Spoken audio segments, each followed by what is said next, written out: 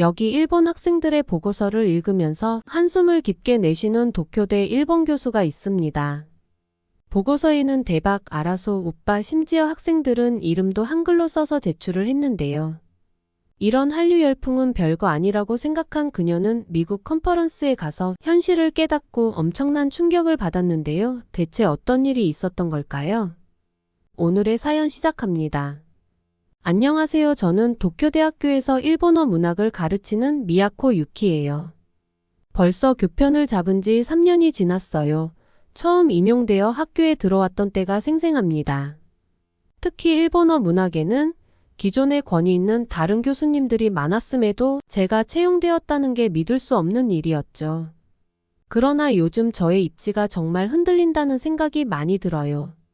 왜냐면 MZ세대라고 불리는 입학생들 때문이에요. 제가 가르치는 일본어 문학 수업에 학생들의 참여도와 수강 인원이 계속 줄어들고 있거든요. 그 이유를 알아봤더니 나오키 교수님의 한국에 대한 이해라는 수업 수강생이 폭발적으로 늘어서 그렇다고 하더라고요. 그 수업은 학생들이 한국어를 배우고 싶어하고 한국 문화를 더 알고 싶어 한다는 점이 매력적으로 다가왔나 봐요. 실제로 강의 시간에 일본어보다도 한국어 단어가 더 많이 언급되고 K-팝이나 한국 드라마에 대한 이야기가 자주 나온다는 소식을 들었을 때 저는 충격을 금치 못했습니다. 제 수업에서 일본어와 일본 문학의 깊이와 아름다움을 전하려고 했지만 학생들에게 잘 전달되지 않는다는 느낌을 받았죠. 최근에는 도서관에서 학생들이 공부하는 모습을 보면 한 손에 일본어 책 대신 한국어 교재를 들고 있는 모습을 쉽게 볼 수 있어요. 학생들이 그렇게까지 한류와 한국어에 몰두하는 모습을 보면서 저는 걱정이 앞섰습니다. 일본어와 일본 문학이 이들에게 매력을 잃어버린 걸까? 라는 생각이 떠나질 않았어요. 하지만 제 걱정은 단순한 불안감에 그치지 않았습니다. 며칠 전 저희 학과에서 학과장 회의를 진행해서 참석했습니다. 회의는 학과의 향후 방향성과 최근 수강 인원 변동에 대해 논의하는 자리였죠. 회의 중에 나카무라 교수님이 나오키 교수님의 수업에 대한 이야기를 꺼냈습니다. 최근 들어 학생들이 한국에 대한 관심이 굉장히 높아졌습니다. 특히 나오키 교수님의 한국에 대한 이해라는 수업이 엄청난 인기를 끌고 있더군요. 일본어와 일본 문학이 이들에게 얼마나 매력적으로 느껴질 수 있을지 걱정됩니다. 저는 고개를 끄덕이며 동의했습니다. 맞습니다. 저도 같은 우려를 가지고 있습니다. 학생들이 한국 문화를 선호하면서 일본 문학에 관심이 줄어드는 것 같아 걱정이 많습니다. 우리 학과의 본질적인 정체성이 흔들리고 있지 않을까요? 그러자 옆자리에 앉아있던 사토 교수님이 웃으며 말을 꺼냈습니다. 유키 교수, 너무 심각하게 생각하지 마세요. 저는 이 상황을 긍정적으로 보고 있습니다. 학생들이 한국 문화를 통해 더 넓은 세계관을 가지게 되고 그 덕분에 우리 학교가 국제적으로 많은 주목을 받을 수 있다는 점에서 말이죠. 이에 다른 교수님들도 고개를 끄덕이며 동의하는 모습이었습니다. 야마다 교수님이 말하셨어요. 사실 학생들이 한류에 관심을 가지는 덕분에 우리 대학의 명성이 더 높아졌어요. 외국에서도 우리 학생들의 글로벌적인 사고를 칭찬해요. 한국어뿐 아니라 다른 외국어와 문화에 대한 관심은 우리 학교를 더욱 성장시킬 겁니다. 이는 우리 대학의 미래를 더욱 밝게 만들어줄 거예요. 라고 말했습니다. 교수님들의 반응을 보며 저는 혼란스러웠습니다. 제가 느끼는 위기감과는 달리 동료 교수님들은 학생들의 한국 문화에 대한 관심을 긍정적으로 보고 있었던 것이죠. 학과장님도 고개를 끄덕이며 말을 이었습니다. 유키 교수님, 물론 전통적인 일본어와 문학을 지키는 것도 중요하지만 우리 학생들이 더 넓은 세상과 연결될 수 있는 기회를 제공하는 것도 중요합니다. 일본어와 일본 문학의 가치를 잃지 않으면서도 다른 문화와의 접점을 통해서 우리 학생들이 성장할 수 있도록 돕는 것이 우리의 역할이 될 수 있습니다. 회의가 끝난 후 깊은 생각에 빠졌습니다. 내가 너무 고루한 생각을 하고 있는 건가? 일본어와 일본 문학이 중요하다고 생각하는 마음은 변함없지만 시대가 변화하고 있는 상황에서 제가 가르치는 방식에도 변화가 필요하다는 것을 느꼈습니다. 학생들이 한국 문화를 통해 배울 수 있는 긍정적인 요소들을 일본어와 문학 수업에 어떻게 통합할 수 있을지 고민이 되었습니다. 며칠 후 학교 축제가 열렸어요. 매년 우리 학교는 학생들을 위한 축제가 열리죠. 올해는 특히 기대가 됐어요. 학생들이 준비한 춤과 노래를 보면 기분이 좋아지거든요. 그런데 이번 축제는 저를 완전히 깜짝 놀라게 했어요. 학생들이 무대에 오르기 시작했는데 첫 팀이 BTS의 다이너마이트를 완벽하게 소화하는 걸 보고 깜짝 놀랐어요. 일본어보다 영어 가사가 더 많이 들리는 것도 놀라웠지만 동작이 모두 완벽했어요. 처음엔 한국 노래도 하네 라고 생각했죠. 그 다음 팀이 등장하면서 분위기는 더 뜨거워졌어요. 이번엔 블랙핑크의 How You Like That을 추는 학생들이었어요. 무대 위에서 블랙핑크 멤버들처럼 화려한 의상에 파워풀한 안무를 선보였는데 학생들이 진짜 한국 아이돌이 된 것 같았어요. 그래, 요즘 K-팝이 인기니까 저 정도는 이해할 수 있어 하고 생각했죠. 그런데 그 다음 팀부터 마지막 팀까지 모두 K-팝만 부르고 춤을 추더라고요. 이쯤 되니 저도 좀 어리둥절해지기 시작했어요. 우리 학교 축제가 아니라 한국에서 열린 K-팝 페스티벌에 온 것 같은 기분이었죠. 학생들의 열정은 대단했어요. 그들은 무대에서 땀을 뻘뻘 흘리면서도 정말 즐겁게 춤을 추고 노래를 부르고 있었죠. 그런데 그 열정이 온통 한국 대중문화에 쏠려 있다는 걸 보니 제 마음 한구석이 가라앉았어요. 도대체 우리 일본의 전통 문화는 어디 간 거지? 라는 생각이 떠나질 않더라고요. 사실 요즘 한국 드라마나 음악이 인기를 끈다는 건 알고 있었어요. BTS가 빌보드 차트를 휩쓸고 블랙핑크가 최고의 유튜브 조회수를 기록하고 있으니까요. 하지만 우리 학교 축제가 전부 한국 문화로 도배될 줄은 꿈에도 몰랐죠. 더군다나 학생들이 이렇게 열렬하게 한국 문화를 받아들이고 있는 걸 직접 보니 이게 단순한 유행이 아니라는 생각이 들었어요. 학생들이 좋아하는 걸 하며 즐기는 모습을 보면서도 한편으로는 이게 정말 괜찮은 건가? 라는 생각이 들었어요. 이렇게 한국 문화가 우리 학생들 마음속을 차지하고 있다니 일본의 미래가 어떻게 될지 걱정이 되더라고요.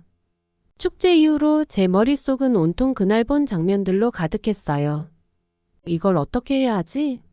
라는 생각을 하며 며칠을 보냈죠. 결국 참다 못해 동료 교수님들과 점심을 먹으면서 이 이야기를 꺼내기로 했어요. 그날도 교직원 식당에 모여 도시락을 먹으면서 이야기를 나누고 있었죠. 여러분, 이번 축제에서 한국 노래랑 춤만 했던 거 보셨나요?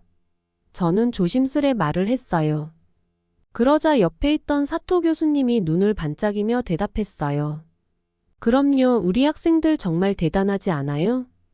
저는 사토 교수님의 반응에 조금 놀랐어요. 그렇긴 한데 우리 학교 축제잖아요. 왜 일본 노래는 거의 없었을까요? 일본 전통 춤이나 노래도 함께 보여주면 좋았을 텐데요. 그 순간 옆에 있던 카츠로 교수님이 입을 열었어요. 유키 선생, 이건 그냥 학생들이 좋아하는 걸 표현한 거잖아요. 요즘 K-팝이 인기니까 당연히 그런 거죠. 문화는 늘 변화하는 거니까요. 변화야 당연하죠. 그런데 우리 일본 문화가 뒤로 밀리는 것 같아서 걱정돼요. 학생들이 일본 문화도 함께 즐기도록 하는 게 중요하지 않을까요? 그러자 사토 교수님이 웃으며 말했어요. 유키 선생, 요즘 학생들은 글로벌 세대예요. 일본 문화뿐만 아니라 세계 여러 문화를 접하는 걸 즐겨요. 그게 나쁜 건 아니잖아요. 저는 살짝 당황했어요. 물론 세계 문화를 배우는 건 좋죠. 하지만 우리 고유의 문화도 함께 지켜나가야 한다고 생각해요. 우리말이랑 전통이 이렇게까지 뒷전으로 밀리는 게 불안해요. 그때 카츠로 교수님이 장난스러운 표정으로 말했어요. 너무 옛날 사람처럼 생각하는 거 아니에요? 일본도 다른 문화와 어우러져 가는 거예요. 저는 그 말을 듣고 좀 어이가 없었어요. 옛날 사람이라니. 그렇지만 다른 교수님들이 이렇게 가볍게 생각하는 걸 보니 정말 제가 너무 고리타분한 생각을 하는 걸까 싶기도 했어요. 그날의 대화는 저에게 큰 충격이었어요. 동료들이 변화를 긍정적으로 받아들이는 걸 보면서 저 혼자만 너무 고민하는 게 아닐까 하는 생각이 들었거든요.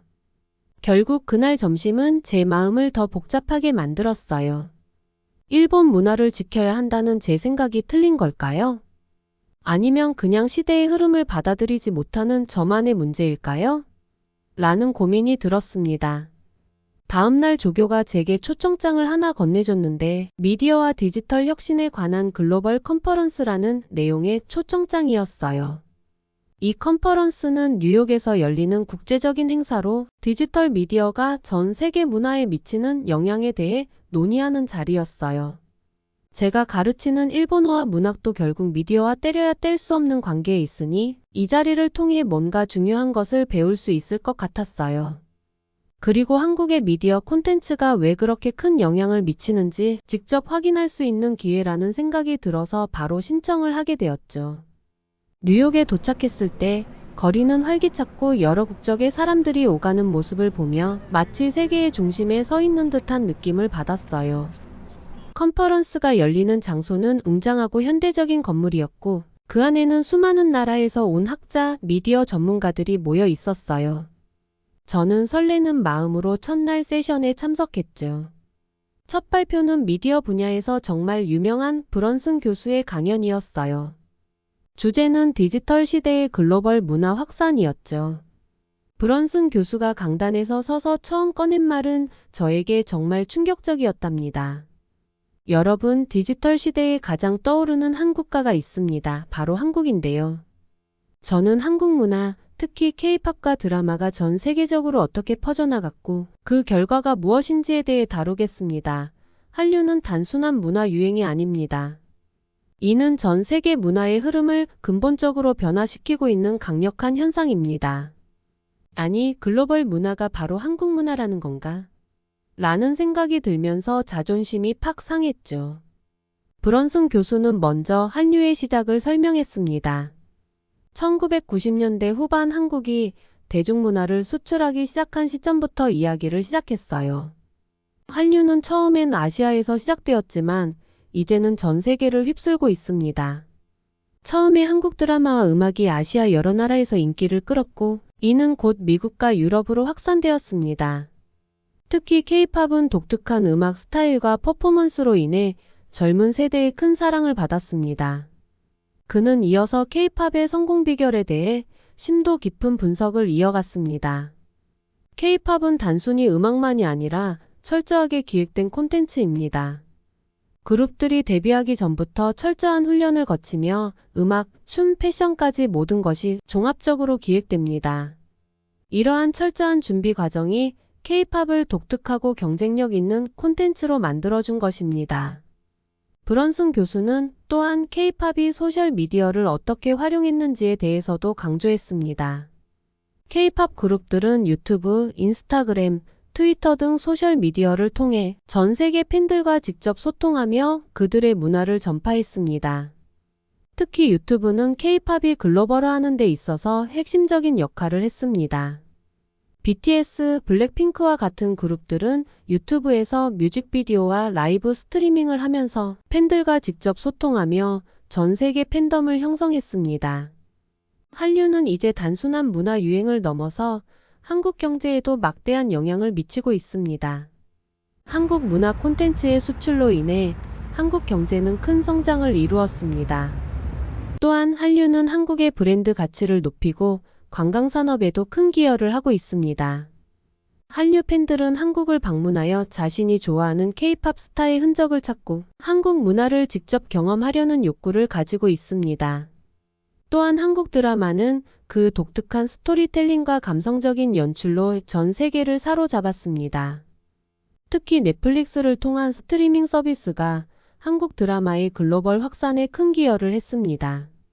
오징어 게임 같은 작품은 단순히 시청자 수를 넘어 전 세계적인 사회적 이슈를 불러일으키며 한국 드라마의 영향력을 극대화시켰습니다. 그는 또한 한류가 어떻게 젊은 세대의 정체성과 라이프 스타일에까지 영향을 미치고 있는지에 대해서도 설명했습니다. 전 세계의 MZ세대는 한류를 통해 자신들의 정체성을 새롭게 정의하고 있습니다. 그들은 K-팝을 단순한 음악이 아닌 자신들을 표현하는 중요한 수단으로 보고 있습니다. 한국의 패션, 뷰티, 음식, 그리고 언어까지 이들은 자신들의 일상 속에 한류를 적극적으로 받아들이고 있습니다. 마지막으로 브런슨 교수는 한류가 단순히 한국만의 것이 아니라 글로벌 문화의 일환으로 자리 잡았다고 결론지었습니다. 이제 한류는 단순히 한국을 넘어 전 세계 사람들의 마음을 연결하는 문화적 현상입니다. 한국 문화는 더 이상 국경에 갇혀 있지 않습니다. 전 세계의 젊은이들이 한류를 통해 자신들을 표현하고 새로운 문화를 만들어가고 있습니다. 한류는 글로벌 문화의 중요한 축으로 자리 잡았고 그 영향력은 더욱 커질 것입니다. 브런슨 교수의 발표가 끝나자 발표장은 우레와 같은 박수 소리가 터져나왔습니다. 저는 한국 문화가 일본에서만이 아니라 전 세계적으로 얼마나 큰 파급력을 가지고 있는지 새삼 깨닫게 되었습니다. 한류는 단순한 트렌드가 아니라 전 세계 문화를 변화시키는 힘이라는 것을 실감했습니다. 그날 밤 호텔 라운지에서 저는 여러 나라의 교수들과 마주하게 되었습니다. 그들과의 대화는 저를 더욱 놀라게 했죠. 독일의 슈미트 교수가 제게 다가왔습니다. 유키 교수님, 그거 아시나요? 독일 대학생들 사이에서 한국어가 제2 외국어로 급부상하고 있어요. 저는 믿기지 않았습니다. 정말인가요? 슈미트 교수는 흥분된 목소리로 설명했습니다. 한류 때문이에요. BTS, 블랙핑크 같은 K-팝 스타들 덕분에 시작됐지만 지금은 그 이상이에요. 한국 드라마, 영화, 심지어 한국 음식까지 한국 문화 전반에 대한 관심이 폭발적이에요. 프랑스의 듀퐁 교수가 끼어들었습니다. 맞아요. 프랑스에서도 비슷한 현상이 일어나고 있어요. 특히 놀라운 건 한글의 과학성에 매료된 학생들이 많다는 거예요. 제가 물었습니다. 과학성이요? 듀퐁 교수는 고개를 끄덕였습니다. 네, 예를 들어 한글의 자음 체계를 보세요. 기역, 키읔, 디귿, 티귿, 비읍, 피읍 같은 쌍자음들이 있잖아요. 이들은 같은 조음 위치에서 나는 소리를 표현하면서 거센 소리는 획을 하나 더 추가해 구분했어요. 논리적인 구조가 언어 습득을 훨씬 쉽게 만들어줍니다. 그뿐만이 아니에요. 한글의 모음 체계도 놀랍습니다. 기본 모음을 조합해 다양한 모음을 만들어내죠. 이런 체계적인 한글의 구조가 세계적인 이슈인 AI 학습에 이상적인 겁니다.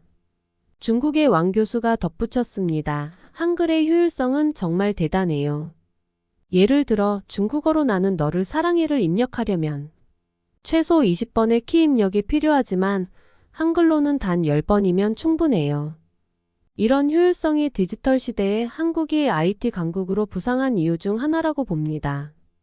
저는 깜짝 놀랐습니다. 그렇군요. 그런데 한류의 영향력은 어느 정도인가요? 브런슨 교수가 답했습니다. 어마어마해요. 최근 옥스퍼드 대학에서 한국어 수업을 듣는 학생 수가 5년 전에 비해 300% 증가했어요. 넷플릭스에서 오징어 게임이 전 세계 1위를 차지한 이후로 그 수가 더 늘었죠. 심지어 러시아 모스크바에서는 한국 음식점이 5년 사이 10배나 늘었어요. 김치, 불고기, 비빔밥이 이제는 일상적인 메뉴가 됐죠. 심지어 한국식 치킨 프랜차이즈가 맥도날드보다 인기 있을 정도예요. 저는 입을 다물지 못했습니다. 제가 알던 세계와는 너무나 다른 현실이 눈앞에 펼쳐지고 있었으니까요. 뉴욕에서 열린 컨퍼런스가 끝나고 일본으로 돌아오는 비행기 안에서 창밖에 펼쳐진 구름을 보며 많은 생각이 들었어요. 한국이 디지털 미디어를 통해 이룬 성공이 단순한 운이 아니라는 걸 깨달았죠. 그들은 자신들의 문화를 글로벌 무대에서 독보적인 위치에 올려놓았고 그 과정에서 디지털 혁신을 완벽하게 활용했어요. 도쿄에 도착하자 비참한 현실감이 느껴졌지만 이제 제 시각은 완전히 달라져 있었어요. 한국이 어떻게 전 세계적으로 자신들의 문화를 확산시켰는지 그들의 전략이 얼마나 강력하고 치밀했는지를 직접 목격한 후 일본이 무엇을 배워야 하는지 명확해졌죠. 다음 날 저는 학교로 향했습니다. 연구실에 도착해서 바로 새로운 강의 계획서를 꺼내 들었어요. 뉴욕에서 느낀 바를 바탕으로 일본어와 일본 문학을 디지털 시대에 맞게 재해석하고 이를 세계와 연결하는 방법을 학생들에게 가르치기로 결심했기 때문이죠. 며칠 후 학과장 전체 회의에서 제 결심을 털어놓았어요. 이번에 뉴욕에서 열린 컨퍼런스에서 많은 것을 배웠습니다.